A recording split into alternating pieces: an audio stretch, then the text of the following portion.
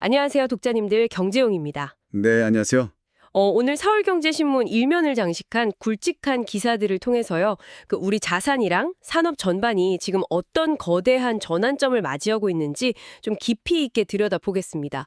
오늘도 명쾌한 분석해 주실 기자님 모셨습니다. 네, 반갑습니다.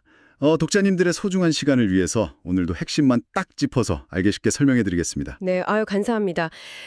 가장 먼저 우리 실생활하고 제일 밀접하게 맞닿아 있는 부동산 시장 이야기부터 짚어보면서 시작을 해볼까요? 기자 보니까 상황이 좀 심상치 않더라고요. 네, 맞습니다. 당장 어제죠. 그 10일부터 다주택자 양도소득세 중과제도가 무려 4년 만에 다시 부활을 했습니다. 아, 4년 만에요? 그러면 세금이 구체적으로 얼마나 오르는 건가요? 이게 서울 전역이나 그 경기 12개 지역 같은 조정 대상 지역에서 집을 팔게 되면요. 이제 양도차액의 최대 82.5%를 세금으로 내야 합니다. 거의 세금 폭탄이 떨어지는 거죠. 82.5%요? 아니, 그럼 1억 원이 남아도 8천만 원 이상을 세금으로 내야 한다는 거잖아요. 거의 손에 쥐는 게 없겠는데요? 그렇죠. 사실상 팔지 말라는 시그널이나 다름없습니다. 다주택자 입장에서는 수수료 빼고 못 빼고 하면 오히려 마이너스가 될 수도 있거든요. 그래서 그 여파로 서울 아파트 매물이 하루 만에 무려 1,581건이나 싹 증발을 해버렸습니다. 하루아침에 1,500건 넘게요? 네, 전체 매물이 66,914건으로 완전히 쪼그라들었고요. 지금 현장 중개업소들 이야기를 들어보면 거래가 사실상 멈춰섰다고 전하고 있거든요. 아니, 이게 수도꼭지를 갑자기 그냥 확 잠가버린 것처럼 물줄기가 뚝 끊겼네요. 근데 좀 걱정되는 게 전세 물량을 못 찾은 분들이 결국 어쩔 수 없이 매수로 돌아서게 되면 당장 물건이 귀하니까 가격이 또 막 오르는 건 아닌가 싶거든요. 이게 대체 무슨 의미일까요? 여기서 흥미로운 점은요. 그 시장 참여자들의 타임라인을 유심히 봐야 한다는 겁니다. 다주택자들은 이미 7일까지 절세용 급매물을 대부분 시장에서 처분하고 정리를 다 끝냈습니다. 아, 세금 중과되기 전에 미리 다 팔고 빠졌구나. 네, 맞습니다. 그리고 이제 10일을 기점으로 완전히 문을 걸어 잠그고 이른바 버티기 모드에 들어간 거죠. 그렇겠네요. 82.5%낼 바에는 그냥 쥐고 있는 게 낫다고 판단을 했겠죠. 그러면 집을 사려는 매수자들은 지금 어떤 상황인가요? 매수자들 입장에서도 지금 당장 조급하게 지갑을 열 이유가 전혀 없죠. 다가오는 7월에 정부가 세제 개편안을 내놓을 수도 있다는 어떤 기대감이 시장에 쫙 깔려 있거든요. 아, 7월을 기다리면서 양쪽이 팽팽하게 눈치 싸움을 하는 거네요? 정확합니다. 그 NH농협은행 윤수민 위원의 분석도 딱 그 지점을 짚고 있는데요. 당장 집값이 수직 상승하기보다는 적어도 다음 달까지는 양측이 서로 관망하는 그 거래 공백 상태가 아주 짙게 깔릴 가능성이 큽니다. 그렇군요. 부동산 시장에서는 이렇게 개인들이 자산을 꽁꽁 싸매고 버티기를 선택하고 있는데요. 참 아이러니하게도 기업들은 완전히 반대 행보를 보이고 있어요. 네, 맞아요. 생존을 건 과감한 움직임이죠. 코오롱 그룹 기사를 보니까 기업 생존을 위해서 완전 알짜 자산마저 막 과감하게 매각을 하고 있더라고요. 네, 아주 중요한 포인트입니다. 지금 코오롱 인더스트리가 디스플레이 코팅액하고 반도체 패키지 소재 사업부 매각을 추진하고 있거든요. 아니, 반도체 소재면 지금 한창 붐이고 잘 나가는 알짜 사업 아닌가요?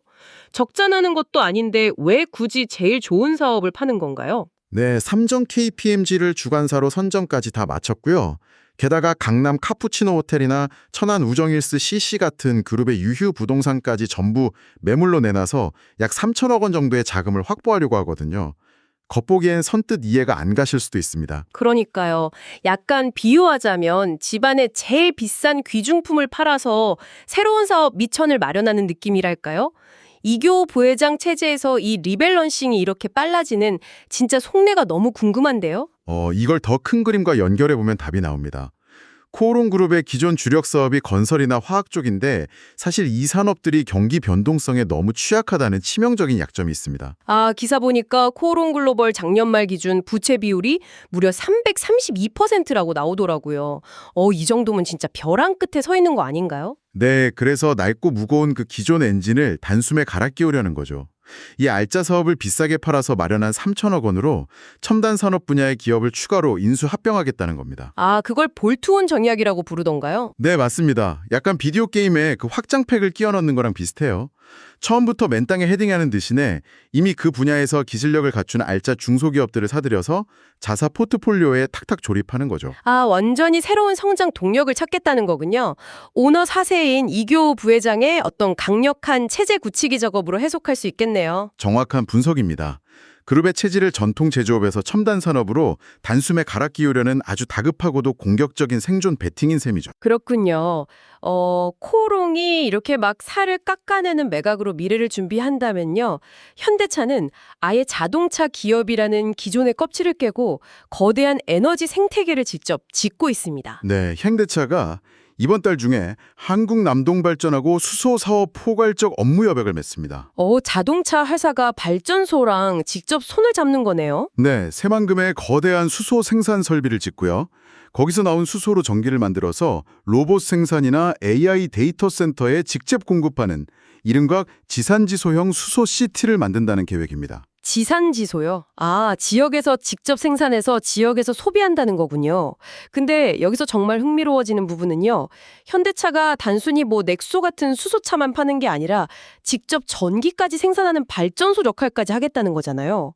약간 로봇이랑 AI가 지배할 미래 도시의 심장을 스스로 설계하는 느낌이에요. 맞습니다.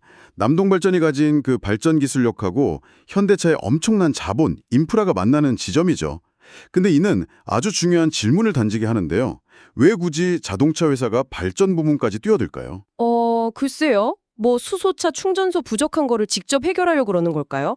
아니면 그게 장기적으로 돈이 돼서? 결국 규모의 경제 메커니즘 때문입니다. 수소가 친환경 에너지인 건 알지만 사실 지금은 생산 단가가 너무 비싸거든요. 그쵸. 수소 생산이나 유통 비용이 아직은 만만치 않다고 들었어요. 네, 자동차 몇 대 더 판다고 해결될 문제가 아니라는 거죠. 수요처가 아주 거대하게 다변화되어야 수소 생산량을 팍 늘릴 수 있고 그래야 비용이 확 절감되거든요. 그러니까 24시간 전기를 엄청나게 잡아먹는 그 AI 데이터 센터 같은 메가톤급 수요처를 직접 만들어버려서 수소 단가를 낮추겠다 이 말씀이시죠. 와, 글로벌 청정 에너지 전환을 주도하겠다는 정의선 회장의 아주 큰 그림이네요. 네, 그 엄청난 구상이 이제 막 현실화되고 있는 겁니다. 야, 현대차가 이렇게 물리적 에너지의 미래를 선점하려고 생태계를 짓고 있다면요. 금융시장에서는 AI랑 블록체인이 만나서 아예 새로운 디지털 에너지를 창조하고 있습니다. 네, 맞습니다. 바로 다음 달 6월 4일에서 5일 양일간이죠. 여의도 FKI 타워에서 서울경제신문과 디센터가 비트코인 서울 2026 행사를 엽니다. 저도 그 행사 소식 봤어요. 글로벌 구루들이 엄청 많이 온다고 하더라고요. 네, 캔톤 네트워크의 비브 디와 카르나, SBI 디지털 마켓스의 CK 용 등 글로벌 웹3 생태계의 구루 50여 명이 모이거든요.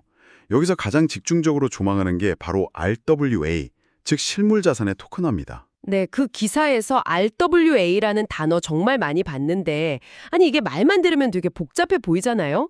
건물이나 채권 같은 이 무거운 실물 자산들을 쪼개서 디지털 토큰으로 거래한다는 게 정확히 제 지갑에 어떤 변화를 주는 건지 감이 잘 안 오거든요. 용어가 좀 낯설어서 그렇지 개념은 아주 직관적입니다. 100억 원짜리 강남 빌딩을 산다고 가정해보죠. 서류 떼고 대출받고 등기 이전하고 하려면 몇 주는 좋게 걸리잖아요. 그렇죠. 게다가 수십억 원 현금이 없으면 아예 시장에 참여조차 못하니까요. 그런데 이걸 블록체인 위에서 토큰 수백만 개로 쪼개는 겁니다. 그러면 독자님들은 단돈 1만 원만 있어도 스마트폰으로 그 빌딩의 지분을 일요일 새벽 3시에도 전 세계 어디서나 실시간으로 사고 팔 수 있게 되는 거죠. 무거운 실물 자산이 블록체인 위에서 깃털처럼 가벼워지는 겁니다. 와, 1만 원으로 강남빌딩 지분을 사고 판다니 아날로그 지도만 보다가 갑자기 실시간 GPS 장착한 것처럼 자산 유동성의 둘이 완전히 바뀌는 기분이네요. 독자님들은 다가오는 이 변화 어떻게 준비하고 계실지 참 궁금해집니다. 이번 행사에서 RWA 말고 또 주목해야 할 포인트가 있을까요? 전문가로서 조언을 덧붙이자면요. AI 시대의 최적 결제 수단으로 떠오른 스테이블 코인 생태계도 꼭 보셔야 합니다. 기계가 기기에게 비용을 지불하는 시대에는 전통적인 달러 시스템이 이 수수료나 속도를 감당할 수 없거든요. AI끼리 돈을 주고받는 시대가 오는 거군요. 네. 그리고 이 전통 금융과 디지털 금융의 경계가 무너지는 현상은 이미 돌이킬 수 없는 흐름입니다. 특히 이란 전쟁 같은 지정학적 위기 속에서 비트코인의 지위가 피난처를 넘어 어떻게 변하고 있는지, 월가 자금이 들어온 ETF 이후의 온체인 금융은 어떻게 흘러갈지 정말 중요하거든요. 위기 상황에서의 비트코인 역할도 깊이 다루는군요. 네, 이번 비트코인 서울 2016 행사에서 쏟아질 이런 글로벌 구루들의 인사이트를 독자님들도 절대 놓치지 않으셨으면 합니다. 지금까지 우리 자산과 산업 전반을 뒤흔들고 있는 거대한 전환점이라는 주제에 대해 다뤘습니다. 다음에도 빠른 소식으로 찾아뵙겠습니다. 지금까지 서울경제신문 경제용이었습니다. 감사합니다.